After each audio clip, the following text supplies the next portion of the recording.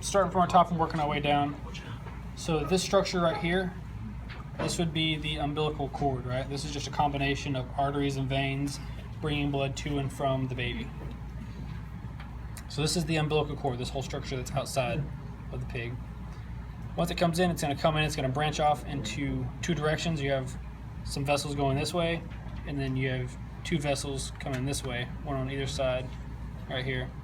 So if blood's coming in and it's coming to the heart this way, would this be the vein or the artery if it's going towards the heart? This would be the vein, right? Because veins bring blood towards the heart. So this is another case where veins are carrying oxygen-rich blood.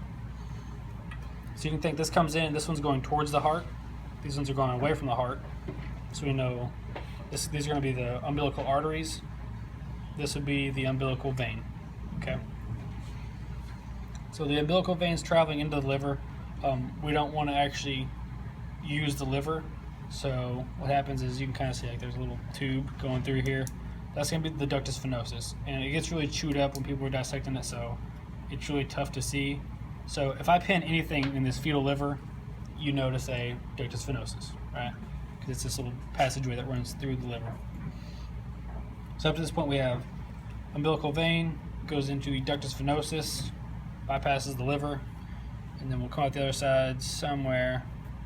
Not really sure, we're not too worried about that, and go to the heart.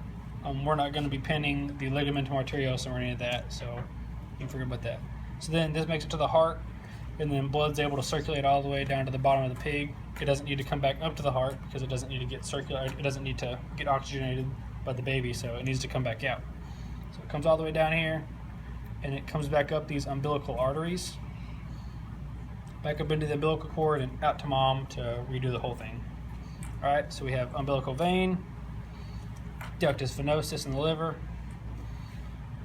umbilical arteries on either side right here, and this little sac sandwiched in between the two is going to be the bladder. It's going to be the little pig's bladder. Right here. That's it. Do you have any questions over that?